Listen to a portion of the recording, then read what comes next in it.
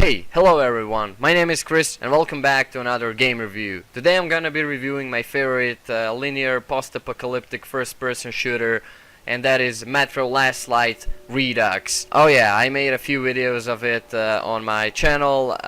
It was really fun to play that game. I finished it recently and it was just one pure masterpiece of a game, just like its prequel Metro 2033.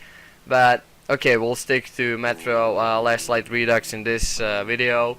And in case you didn't play any of these games, Metro 2033 or Metro Last Light Redux, you might get spoiled because I'm quickly gonna go through the story of the game and explain what the story of the game is all about, and then I'm gonna share my opinions and thoughts about the game and how I like it. So if you decided to stay with me, I hope you'll enjoy, and let's get started. First of all, Metro is a game that has been created by a book of a Russian writer called Dmitry Gluhovsky. I personally didn't read a book because I'm not a book guy. I love movies, I love games, and I'm just not into books. But I heard the book is really great. My brother-in-law read it and he also said that the book is really good. And if you love books, I totally recommend you to check out Metro books. There is few of them and they're all amazing. It's just one masterpiece of a book. Same as with the game. So basically Metro Last Light Redux originally came out back in 2013. Then 1 year later, if I'm correct, I'm not really sure, don't take me too seriously, but I think 1 year later, in 2014, we got Redux versions of Metro 2033 and Metro Last Light. Metro Last Light is a sequel to Metro 2033, which I also played on my old Mr. Smile channel. I made a full walkthrough for it, and it was probably one of the most enjoyable series on my channel, and probably one of the best series I have ever made, and probably one of my favorite games I have ever played on that channel. And it was just a pure masterpiece of a game, and Metro Last Light is just a much better version of Metro 2033. It's even better than Metro 2033 in my opinion. Metro Last Light, just like its prequel Metro 2033, takes place in post-apocalyptic Moscow only 1 year after Metro 2033. So basically story in Metro Last Light Redux takes place after Metro 2033. And before I start, one big spoiler alert across the screen. I don't want to spoil anything in case you didn't play any of these games, so yeah, you've been warned. Anyways, just like in the first game, you play as our main hero, Artyom.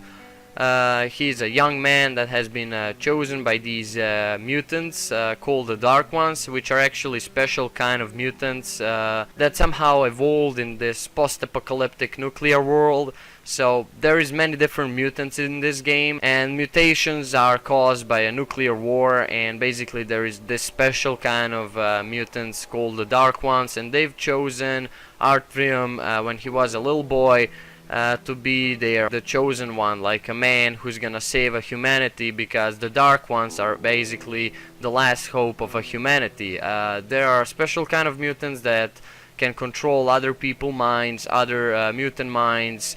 They can do so many different things inside your heads and heads of other mutants. So they are basically the most powerful creatures out there in that post-apocalyptic nuclear world. And in the first game, again, spoiler alert, humans destroy their nest, and that's where a story continues in the Metro Last Light Redux. You play again as Artyom, and there is apparently one Dark One who survived, and you are sent on a mission to eliminate him. But one of your friends called Khan, which is also a character in the game, says that that's a mistake and humans should not do that because that little Dark One is actually last hope of the humanity. But then Coroner Miller doesn't agree. Coroner Miller is basically a leader of a police station and D6 station that you find in the first game. Again, I'm not really gonna go to first game and what happened there. I'm talking about Metro Last Light Redux, so Basically, he sends Artrium to eliminate that creature, to kill the last Dark One, because he's apparently the last one who survived. And Miller thinks that they are actually a threat to humanity, and because he knows that they can control other people's minds, other mutant minds, and that they can do all the kind of different stuff that any other mutants can do. So he sends Artrium and Anna to eliminate that Dark One. And on your mission to kill Dark One, you actually get caught by Nazis, which are like, again, different faction in the game of humans. So there are like 3 factions. You got your faction, which are like rangers of the police station. You got Nazis, and you got communists, and they all fight for their own cause and survive the ways they know. They all fight for supplies and other things that are necessary to humans to survive, like ammo, food, and all other things. So after you fail to kill the Dark One, you get caught by Nazis, and you are captured. And then through the whole game, your main character Artrium actually tries to find a way to get the Dark One back and save humanity, because the Dark One, as I said, is the last hope to humanity. And I think the game has a really good story. That's pretty much the story of the Metro Last Light. Down the way, a lot of different things happens. I mean, that's what the goal of the whole game is. Basically saving the Dark One, while others think that the Dark One is actually a threat. You realize through the game that the Dark One is actually a good creature who is trying to save humanity. Only few people understands that, and I think game has a great story. I mean, I'm not gonna go again through the details, because a lot of things happens down the way. You met a lot of other characters. You go through so much stuff. A lot of different things happens to Artrium. He constantly tries to fight his way to find the Dark One and save it when he realizes that it's actually a good creature. And the game has a really good story. It tells a story about stupidity of humanity that destroyed itself by a nuclear war that was totally unnecessary. And it again tells how war is a stupid thing, and how it's not a thing to do. It's the last possible option that will lead us humans to our end. Like, if we don't end wars, wars will end us. And that's one quote from the first game that I remember, and it's such a great quote that fits with this game perfectly. And Dmitry Gluhovsky is again a great Russian writer.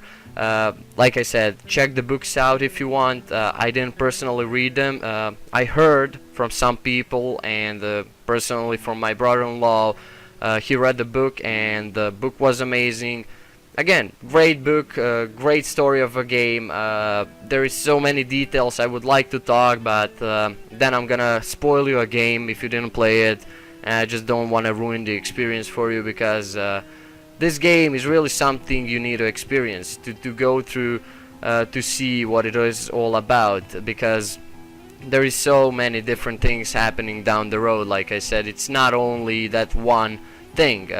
That's the goal of the story, to find the Dark One and save it, but so many characters are met through the game, so many different locations you go through, and it's a great story. It has such a great story. Believe it or not, it's a first-person shooter that's story-oriented.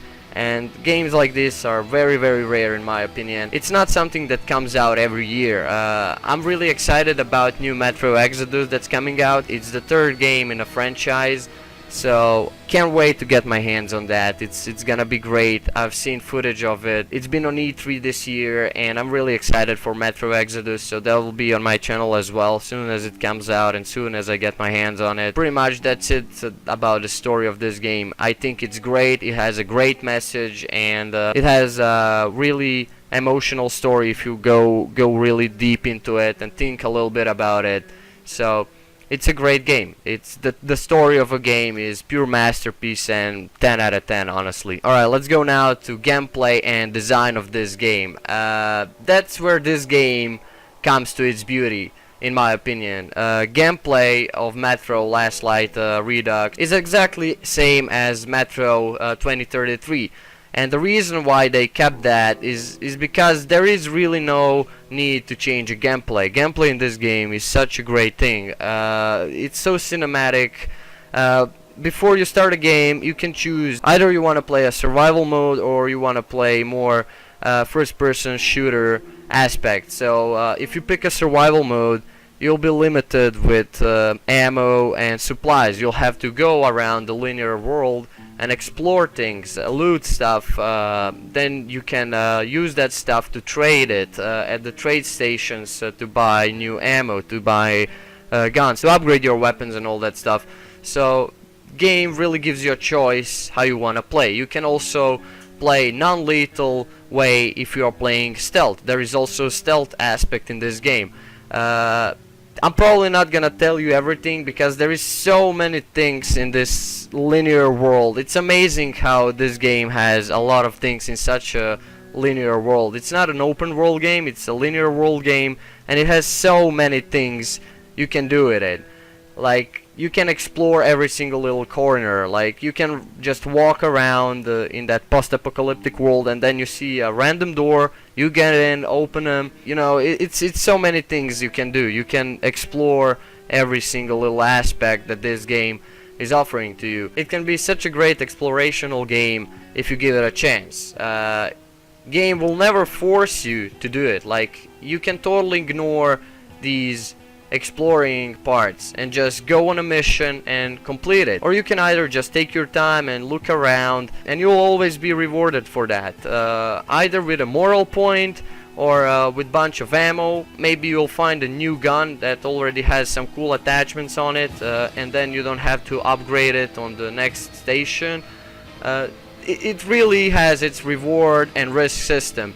Like, when you also go explore these places, you never know what's gonna happen. It's so great that the gameplay sometimes cuts to cutscene, and it's so unexpected, and then it cuts to button mashing and pressing buttons to escape that situation and survive. It has a lot of things. It's just pure masterpiece of a game in my opinion. Like, not many games has that factor as a Metro. It's such a great thing. They really put a lot of work into it. It's very creatively done. World design looks amazing in my opinion. Like, especially if you get out on the surface and when you see all these like wrecked buildings and all the vines growing on the buildings, and you see all the mutants around walking and doing their things.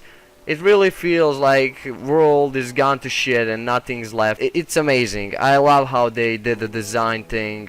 Also, if you stay quiet while you are outside on the surface, nothing will happen. But also, if you rush into mutants and don't keep it stealth if you try to attack them, a game will also give you consequences for that. You will suffer consequences for every action you do.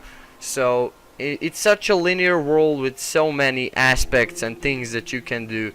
Also, in fights against humans, if humans are outnumbered and they see that they don't stand chance against you, they'll surrender, and then you're given an option. You can either kill that person or you can just knock him out and spare him. It's totally up to you what you want to do, and each choice you make will have consequences later in the game. You'll either earn a moral point or not. It's actually just a flashing image of a screen that notifies you when you do something good, and if you collect enough of these moral points till the end of a game, you'll get a good ending. You can change an ending from bad to good. Good things happen in the end, so all the game, if you do all the good things, you get rewarded for it in the end. So it makes sense. Everything you do in this game will make sense at some point. If you don't understand it at that little point when you make that choice, it will make sense later. And it's a great game. It's a cool thing how they put that together. They really thought of everything. It's just pure 10 out of 10 masterpiece of a gameplay and a story. Like I said, gameplay is very cinematic. There is not a lot of HUD on your screen. There is only HUD that lets you know how much ammo you got in your weapon, and you can also enable or disable a hit marker. I love to keep it on because I wanna know when I hit a target or whatever. Like sometimes you're not sure did you hit it or not, but I just love it. I love how AI behaves. It's really realistic. It has its own way of doing things. AI has its own way of doing things, and they will immediately attack you if they spot you for a flinch of a second. They're not gonna wait a lot. They're gonna immediately see you and attack you while you're trying to stealth. Also, while stealthing, you'll have to stick to darkness, and you'll have to unscrew light bulbs and kill the lights. Otherwise, you'll get spotted instantly and attacked, and then things might not go the way you planned. And that's a great thing, because in other games that have a stealth in it, usually there are indicators around the screen that are telling you that enemies are that way or that way, but this game just doesn't have that. You have a little sound in the background, like music rises, and that means that you are getting spotted. And if you don't react quick enough, it's over. You're gonna get spotted, and then alarm is raised, and you got a bunch of hostiles to deal with. So it's very realistic stealth engagement, and I love that. I love how game show that and represented that, because it's realistic. It's not like in other games that you have like bunch of time before enemy spots you. Even when you get spotted, he's gonna pretend that he is stupid and just gonna turn back and walk away. But it's just not a thing with this game. If you get spotted, enemy will come and search the area where you were, and if he doesn't find you, he still will be suspicious. He'll go back, but he still will be suspicious. And if you stand still in the darkness, you can hear them talking to his friends. Okay, I seen something over there, we should be careful. And then his friend's gonna say to him, oh, you must be tripping or something, and he still will be like, no, I'm sure there was something, we should be at high alert, and we should be cautious and careful. So I love how this game just represents that. AI is such a great thing in this game. It doesn't feel like any other game. Like, the whole gameplay and thing is greatly done. There is a big arsenal of weapons that you can pick. There are different variations of weapons. You got like weapons that are even like pneumatic weapons that you have to pump first air in to actually be able to use them. So it's a great thing. It's just very great thing, and I love it. The gameplay in this game is just a masterpiece. Combat in this game, either against humans or mutants, feels very nice, very smooth, and it's just very fun to shoot in this game. Probably didn't tell you everything, but like I said, there is a lot of gameplay aspects when it comes to this game, and I could talk for hours, but I don't want to keep it too long, so let's move on. Oh yeah, did I also mention how beautiful and epic soundtracks in this game are? My menu theme that you are hearing right now in the background is the most beautiful one in this game in my opinion, but others are also beautiful and I really love them. It's just pure masterpiece of a music. This game also has DLC content, and I've got all of it. DLC content for this game is just basically few short missions that are played from perspective of other characters that you meet through the game, or from perspective of other factions in the game. There are also 2 or 3 missions that are like arcade mode for this game, and it's really fun to play. I played all of it, and DLC content is also great, and it was really fun playing that. Also through the game you meet all kind of different mutants and enemies, and each of them has their own strengths and weaknesses, and through the game you learn that, and next time you encounter that enemy you'll know what tactic to apply. And that's what I also love, creativity between the enemies. It's not always just you take a gun and shoot it. It's not gonna work. You have to know its weakness and tactic to apply to kill that enemy. And that's in my opinion great thing, because even in combat this game knows how to be creative and make some differences and make gameplay more interesting. It's not just shooting around and spraying bullets. Again, pure masterpiece, 10 out of 10 in my opinion. Last thing to review about this game is its graphics and frame rate. For a game from 2013-2014, Metro Last Light Redux, and Redux means remastered version of a game, This game just looks beautiful in my opinion. I ran this game on my PC in more than 60 FPS on all ultra settings, and my PC specs are next. Graphics card is MSI/AMD R7 374 gigabytes. Then I got 16 gigabytes of RAM, Kingston Fury Black Edition memory. Then again I got AMD CPU, AMD FX 8320 3.50 gigahertz. I mean, it's a game from 2013 2014, but still beautiful game, greatly optimized. It was really enjoyable playing it, and I just loved it. It ran smoothly, almost no bugs, no frame drops, nothing. It just worked perfectly for me. Pure optimization, masterpiece of optimization. Again, great thing.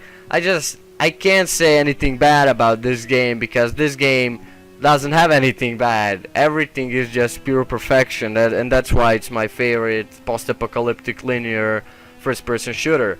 I don't know. Let me know down in the comments what you think about this review.